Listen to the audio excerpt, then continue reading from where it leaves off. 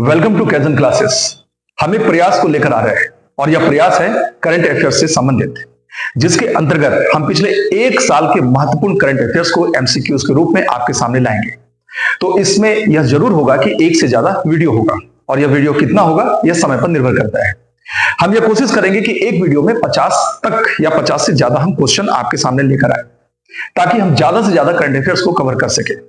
इसका उद्देश्य है आपके परीक्षा की तैयारी को सहज और सरल बनाना। तो चलिए हम अपने इस प्रयास को या अपने इस वीडियो को प्रारंभ करते हैं और देखते हैं कि हमारे इस पहले वीडियो का पहला क्वेश्चन कौन सा है। और ये रहा हमारा पहला क्वेश्चन। इस क्वेश्चन को आप देखिए। क्वेश्चन है यहां पर कि 1 जुलाई को किस राज्य में ग्वाला दिवस मनाया गया। जो 4 विकल्प दिए गए हैं, इन 4 विकल्पों में से सही जो विकल्प है वह है ऑप्शन सी, सिक्किम। अब सवाल यह उठता है कि आखिर ग्वाला दिवस मनाया क्यों गया। तो ग्वाला दिवस इसलिए मनाया गया ताकि जो मिल्क प्रोड्यूसर है या जो दुग्ध उत्पादक हैं उनको प्रोत्साहन मिल सके या उनको प्रोत्साहित किया जा सके। चलिए बढ़ते हैं अपने दूसरे क्वेश्चन की ओर। दूसरा क्वेश्चन यहां पर है कि 1 जुलाई 2024 को कौन सा देश अपने सभी जीव जंतुओं की सूची तैयार करने वाला दुनिया का, याद रखिएगा क्या कह रहे हैं कि दुनिया का पहला देश बना है। काफी इंपॉर्टेंट है यह क्वेश्चन, दुनिया का पहला देश कौन बना है। तो इसका सही जवाब है भारत। तो इस लिहाज से देखें, ऑप्शन के भी लिहाज से देखें, उत्तर के लिहाज से देखें, तो यह क्वेश्चन हमारे लिए काफी इंपॉर्टेंट हो जाता है। तो इसका सही जवाब क्या है, भारत है। वह क्वेश्चन है यहां पर 1 जुलाई 2024 को किस देश के उपग्रह के टूटने से आईएसएस और अंतरिक्ष यातायात को खतरा बढ़ा। अब ये जो आईएसएस है यह है इंटरनेशनल स्पेस स्टेशन या अंतरराष्ट्रीय अंतरिक्ष स्टेशन। तो वह कौन देश है जिस देश का उपग्रह टूटा और उससे आईएसएस और अंतरिक्ष यातायात को खतरा बढ़ा। तो वह देश है रूस। तीसरा का ऑप्शन सी, रूस। चलिए चौथा क्वेश्चन है। चौथा क्वेश्चन है यहां पर कि 2 जुलाई 2024 को, ध्यान दीजिए इसमें एजेंसीज का नाम आ रहा है। एक एजेंसी यहां पर क्या है, SERA, और दूसरा है ब्लू ओरिजिन। ये सारा याद रखना है हमें, सेरा और ब्लू ओरिजिन। तो सेरा और ब्लू ओरिजिन ने किस देश को अंतरिक्ष मानव मिशन के लिए साझेदार राष्ट्र घोषित किया है। तो 4 नंबर यह जो क्वेश्चन है, इसके अगर सही जवाब की हम बात करें तो सही जवाब है इसका बी। अब ब्लू ओरिजिन या सेरा, जो सेरा यहां आपको दिख रहा है SERA, तो यह क्या है वो देखिए, यह है स्पेस एक्सप्लोरेशन रिसर्च एजेंसी। तो मुख्य रूप से ये दोनों के दोनों क्या है, यह अमेरिका मतलब यूएस बेस्ड स्पेस फर्म है। और इन दोनों फर्मों ने अंतरिक्ष मानव मिशन, अंतरिक्ष मानव मिशन का मतलब यहां पर है कि अंतरिक्ष में मानव को भेजने से संबंधित मिशन, तो किसके साथ साझेदारी की है, भारत के साथ साझेदारी की है। नेक्स्ट क्वेश्चन देखिए कि सींग वाले मेढक की नई प्रजाति कहां खोजी गई है। तो सींग वाले नई मेढक की प्रजाति जो खोजी गई है वह खोजी गई है ऑप्शन सी, अरुणाचल प्रदेश। नेक्स्ट हम उसको देखते हैं। नोमैडिक एलिफेंट सैन्य अभ्यास का 16वां संस्करण भारत और किस देश के बीच आयोजित हुआ। तो यह आयोजित हुआ ऑप्शन सी, मंगोलिया। तो इसमें जो हमें याद रखने की है बात वो यह है कि जब भी बात होगी इसमें कि नोमैडिक एलिफेंट सैन्य अभ्यास, तो किसके बीच में, भारत और मंगोलिया के बीच में। चलिए नेक्स्ट क्वेश्चन जो हमें यहां पर दिख रहा है यह है कि अकेले विश्व का चक्कर लगाने वाले पहले व्यक्ति कौन बने। तो इसका सही जवाब है ऑप्शन सी, स्टीव फॉसेट।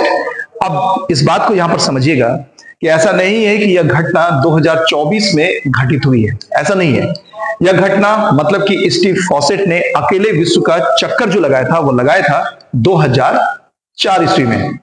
अब यहां पर हम इसका उल्लेख इसलिए कर रहे हैं क्योंकि इस घटना के 20 वर्ष पूरे हो चुके हैं। तो 20 वर्ष पूरे होने के उपलक्ष्य में इस घटना को याद किया जा रहा है। और दूसरी महत्वपूर्ण बात यह है कि स्टीव फॉसेट अब जीवित नहीं है, 2007 में इनकी मृत्यु हो गई है।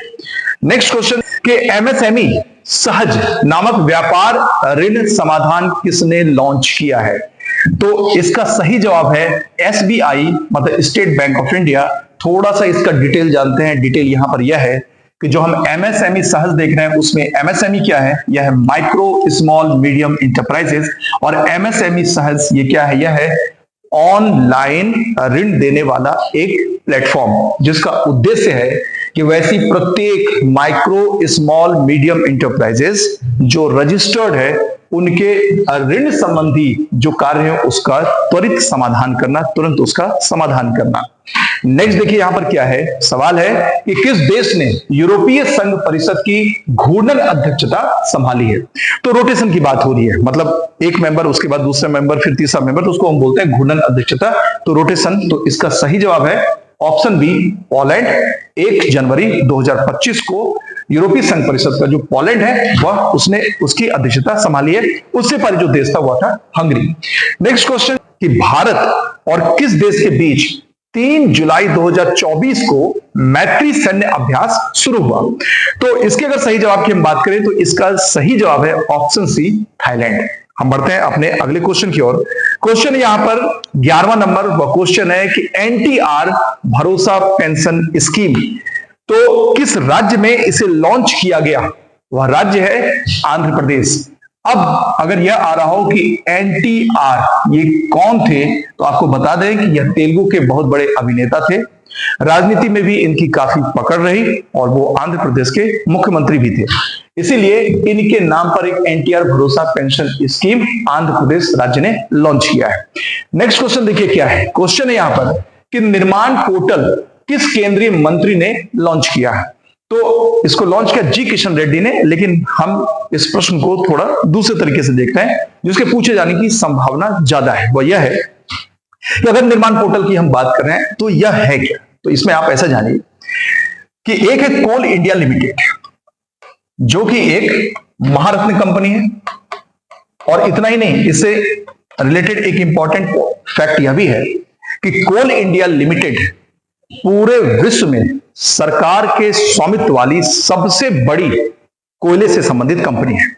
अब कोल इंडिया लिमिटेड ने क्या किया कि उसने जहां जहां पर उसकी अपनी कार्यवाही चलती है, मतलब जहां जहां पर उसके अपने ऑपरेशंस चलते हैं, उस एरिया में वैसा जो भी मेधावी छात्र है जिसने कि आईएएस या इंडियन फॉरेस्ट सर्विस, भारतीय वन सेवा से संबंधित जिसने प्री निकाला है और वो मेंस में अपियर होने वाला है, तो वैसे प्रत्येक मेधावी छात्र के लिए इस निर्माण पोर्टल के थ्रू उनसे संपर्क स्थापित किया जाएगा, या वो मेधावी छात्र इस निर्माण पोर्टल के थ्रू उनसे संपर्क स्थापित करेंगे और फिर उनको प्रोत्साहन के रूप में 1 लाख रुपए देने की बात इसमें की गई है। और एक इंपॉर्टेंट बात, यह जो किया कोल इंडिया लिमिटेड ने वह उसके कॉर्पोरेट सोशल रिस्पॉन्सिबिलिटी का एक भाग है।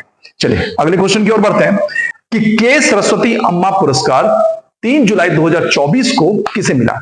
अब ये कि ये क्वेश्चन जो है यह किस रूप में आ सकता है। देखिए पहली बात तो जो आपको दिख रहा है इस रूप में आ सकता है, तो इसका सही जवाब क्या है। इसका सही जवाब है पी गीता।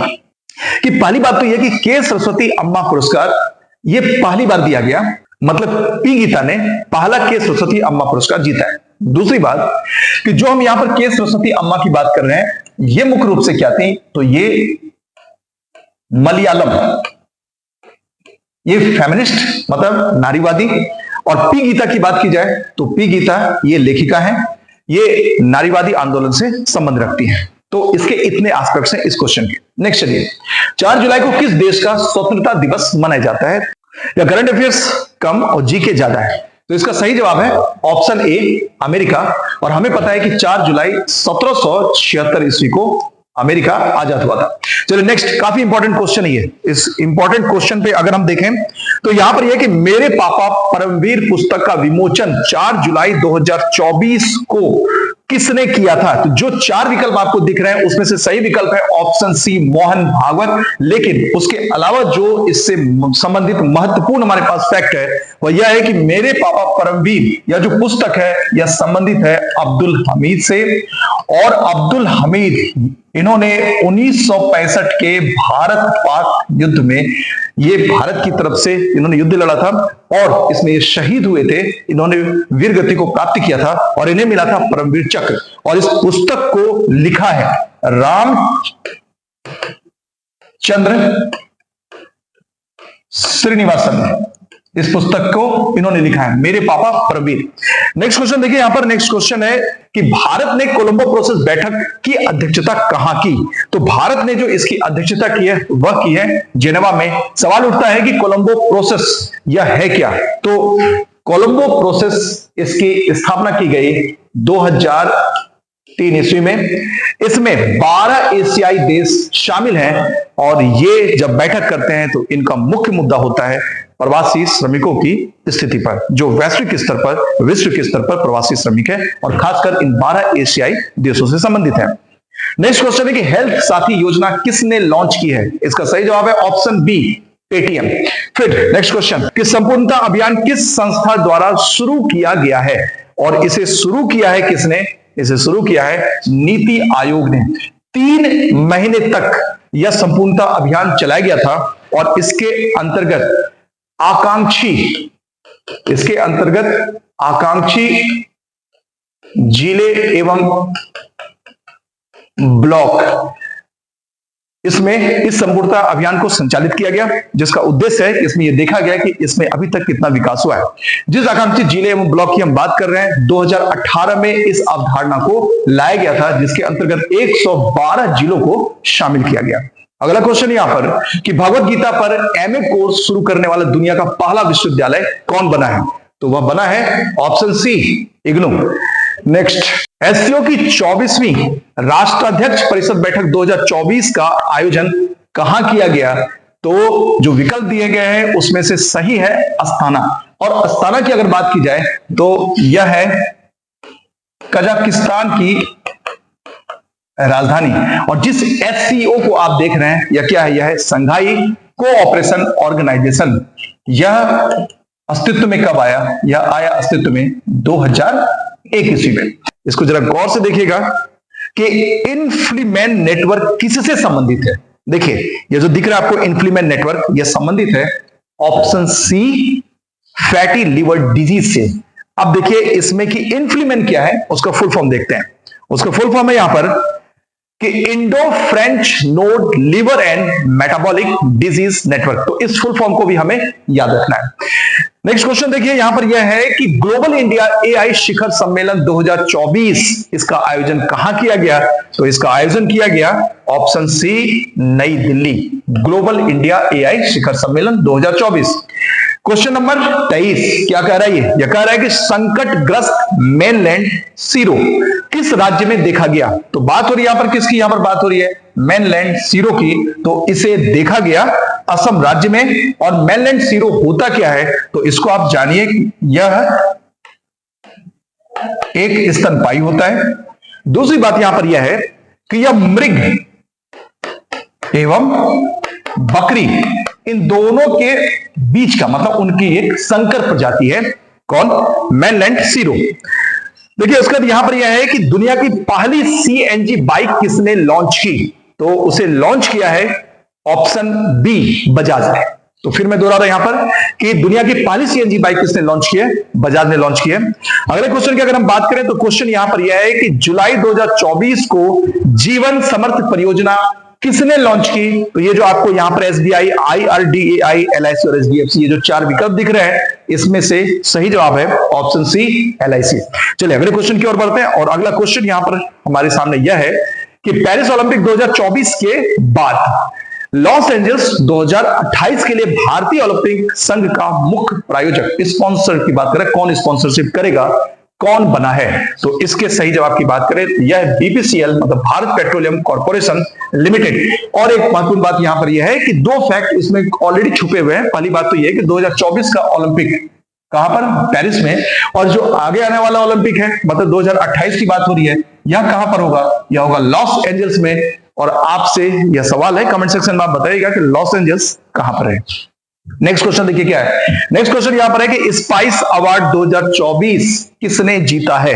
तो जीता है ऑप्शन बी, स्वप्ना कलिंगल ने।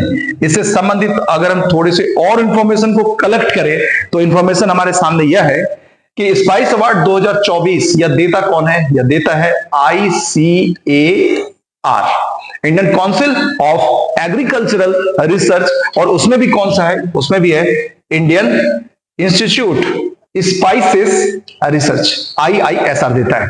स्वप्ना कलिंगल को आखिर यह अवार्ड मिला क्यों? तो उन्हें यह अवार्ड इसलिए मिला क्योंकि उन्होंने मसालों की खेती से में उन्होंने आधुनिक तकनीक को अपनाया था। नेक्स्ट क्वेश्चन यहां पर यह है कि लोकपथ मोबाइल ऐप किस राज्य के मुख्यमंत्री ने लॉन्च किया? तो इसका सही जवाब क्या है? इसका सही जवाब है ऑप्शन डी, मध्य प्रदेश। अब लोकपथ मोबाइल ऐप यह है क्या? तो सड़क से संबंधित जितनी भी जानकारी है, जितनी भी कार्रवाई है, जितनी भी सूचनाएं हैं, उन सारी चीजों का 7 दिनों के अंदर निपटान करना, निपटारा करना, यह है Lokpath mobile app. Next question देखिए क्या है कि 6 जुलाई 2024 को म्यूनिक फेस्टिवल में लाइफ टाइम अचीवमेंट अवार्ड किसे मिला? तो यहां पर यह अवार्ड मिला किसे?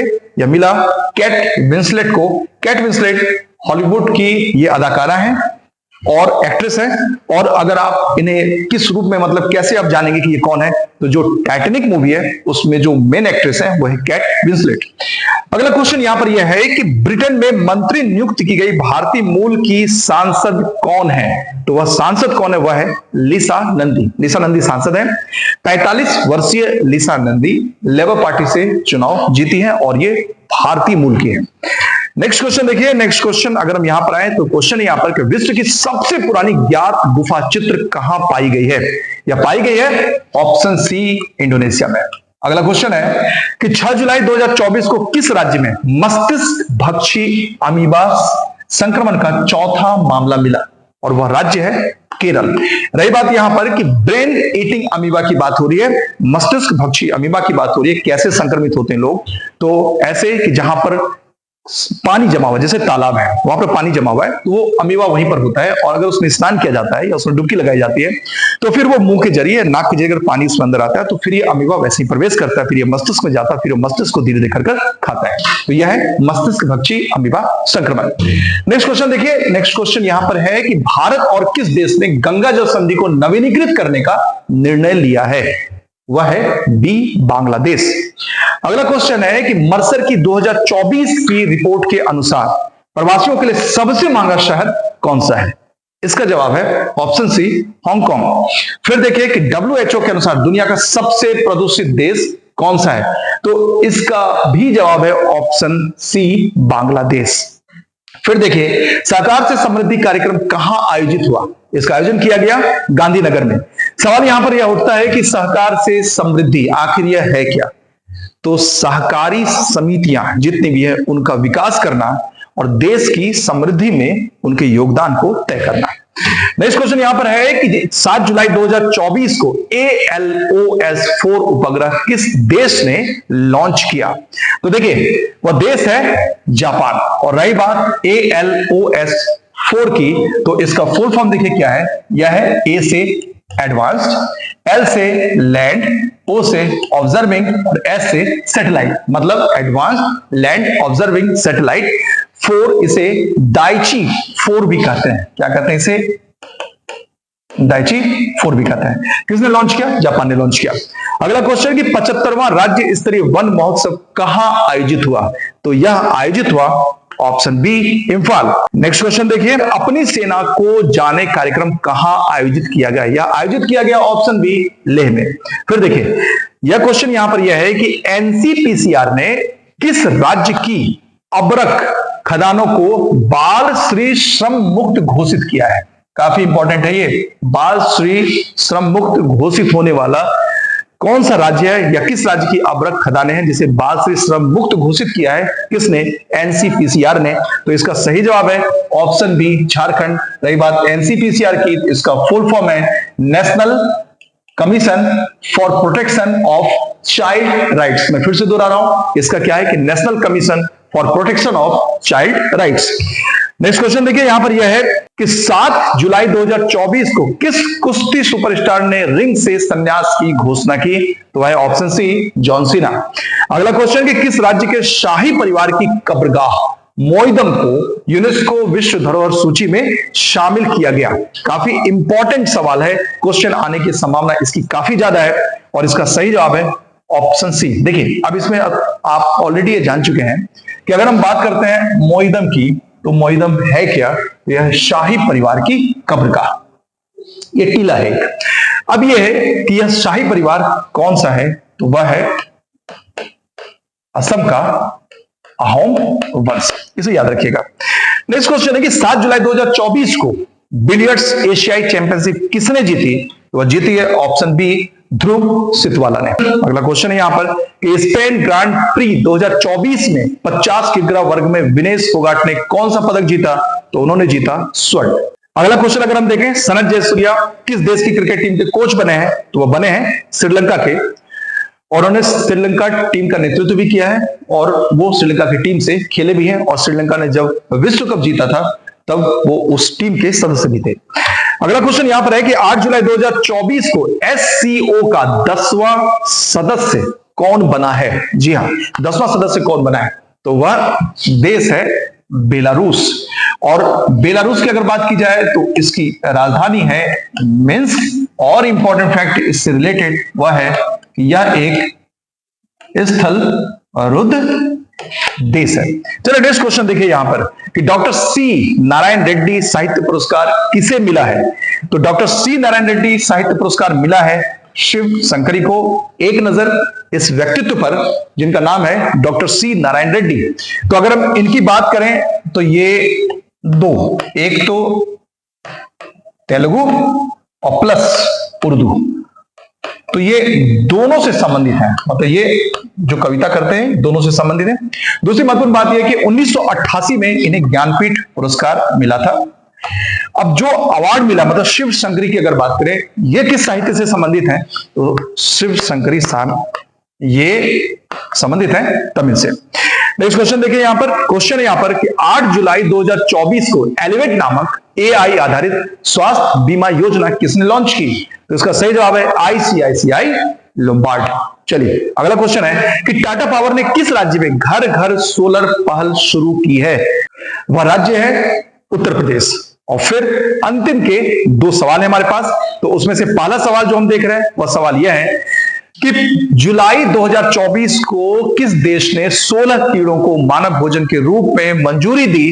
तो वह देश है ऑप्शन बी सिंगापुर। जी हां, इन्होंने, मतलब सिंगापुर सरकार ने 16 कीड़ों को मानव भोजन के रूप में मंजूरी दी है। इतना ही नहीं, इसके एक्सपोर्ट के लिए भी उन्होंने नीति बनाई है, नियम बनाए हैं। चलिए अगला क्वेश्चन यहां पर, और वो क्वेश्चन है कि 8 जुलाई 2024 को राष्ट्रपति द्रौपदी मुर्मू ने किस राज्य में उदयगिरी गुफाओं का दौरा किया? तो वह राज्य है ओडिशा। रही बात उदयगिरी गुफाओं की, तो आपको यह याद रखना है इसमें कि यह दोनों तरह की यहां पर गुफाएं हैं। यहां पर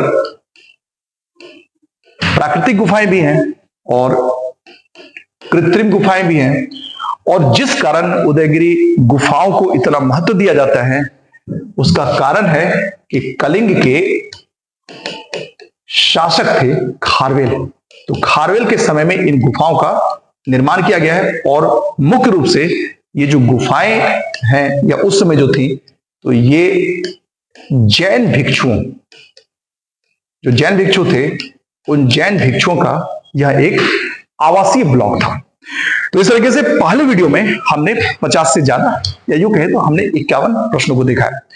आगे के भी जो हमारे वीडियोस आएंगे उसमें हम 50 से ज्यादा ही प्रश्नों को लेकर आएंगे, क्योंकि हमारा उद्देश्य यहां पर यह है कि हम 2000 से ज्यादा एमसीक्यूज आपके सामने लेकर आए, ताकि इस बात की पूरी संभावना हो कि ज्यादा से ज्यादा करंट अफेयर्स के क्वेश्चन हमारे इस सेगमेंट से आए और उसका फायदा आपको सीधे तौर पर मिले।